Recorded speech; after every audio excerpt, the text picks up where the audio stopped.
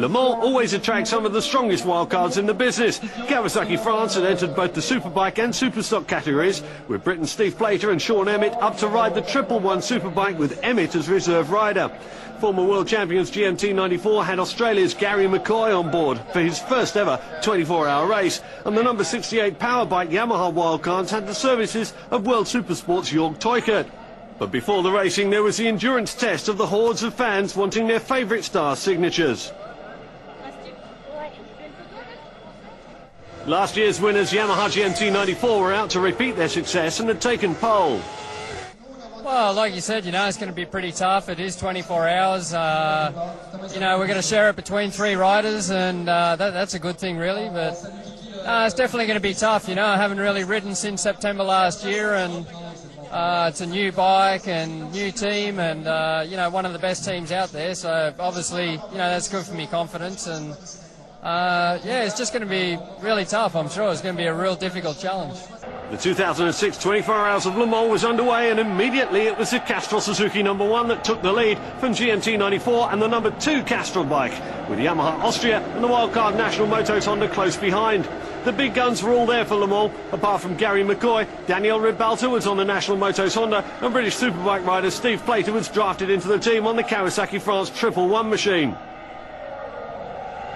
It only took 9 laps before the leading pair were among the back markers. Stock sport machines no match for the superbikes on speed, but winning at Le Mans is not always about who is the fastest on the track. Yamaha Austria took 3rd on the 22nd lap, but then pitted early with a problem that was affecting both them and Phase 1 Yamaha: overheating.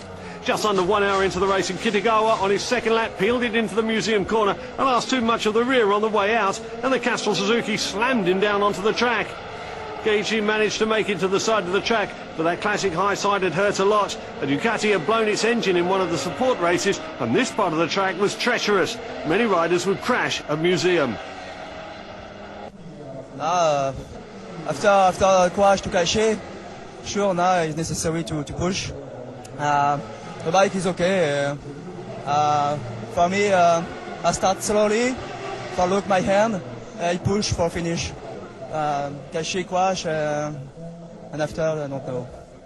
Half an hour later, and Yamaha Austria were back in the pits with their overheating problems getting worse.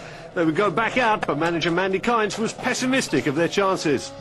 The 2nd Castrol Suzuki was now leading, and Kawasaki France 3rd, with 2nd place GMT 94 Sebastian Gimbert trying to unlap himself when they passed Ivo Bellezza on the Italian runner bike Suzuki, who promptly crashed and knocked himself out, bringing out the safety cars.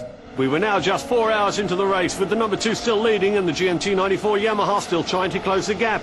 Damien Rowley on the Shell Academy number 6, just in front of the 2nd place rider, into the infamous museum corner that had just claimed another victim. Lap 140, and Patrick Pio had crashed the Kawasaki France bike out of 3rd place. 6 hours of racing, and the gap was still around 1 lap between the leaders Castrol Suzuki number 2 and GMT 94, with the 55 National Motos Honda 2 laps behind them. But the number 1 Suzuki had made an amazing recovery back up to 4th, and although heavily bruised, Kitagawa was still in the fight. Kitagawa said, "I really don't know what happened when I crashed, but it must have been because of the condition of the track. It was very hot today, and I lost grip from the rear and suddenly crashed. I still have a lot of pain, but the other 2 riders are pushing very hard. I'm mentally still strong, and I'm able to push hard myself."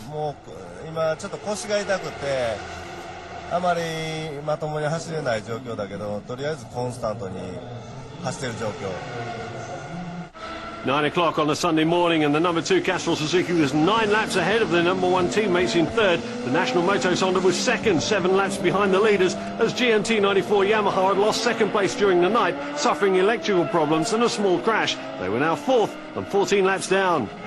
After holding the lead since the 2nd hour of the race, William Koss brought the number 2 Castrol Suzuki into the pit box at 10 minutes to 11 in the morning with a worsening engine problem. But the engine was broken, and that handed the lead to the National Motos Honda. GMT 94 were now in 3rd, but Gary McCoy had crashed at the Dunlop chicane, sliding under the Dunlop bridge, and as the marshals rushed to his aid, team manager Christophe Guillot could only hope that his rider was okay. With the number 2 bike out, the National Motos Honda now led the race, with the number 1 Castrol Suzuki in 2nd.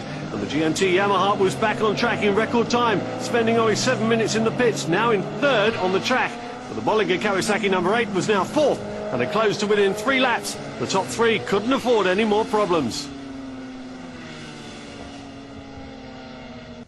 This race is crazy, you know. I start very well. I passed the first relay in first position after crash Kitagawa. We have some problem with exhaust, with frame. We need to change during the night the front fork. And all the Suzuki broke the engine, so now we stay cool with the gas and like running in, you know. So now the National Motos number 55 Honda had a clear 3-lap lead with only a quick stop to top up the fuel. Daniel Ribalta, in his first visit to Le Mans, was on course to take a maiden win. With a 3-lap gap to second place and 14 laps to third, Christian Lavier's team could take an easy pace for the last few laps.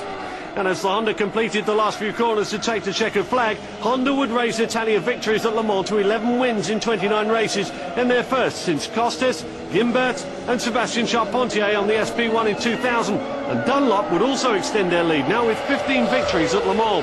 It was also a sweet victory for team boss Christian Lavier. After many years riding in endurance, he'd won the Bol d'Or but never Le Mans, and this was his first ever Le Mans win. Behind the winners, all class leaders were in the top 10, but it was a dream win for the number 55 National Motos team and for Spain's Daniel Ribalta in his first ever visit to Le Mans. For me, it's an unbelievable race. My first Le Mans and win, it's unbelievable.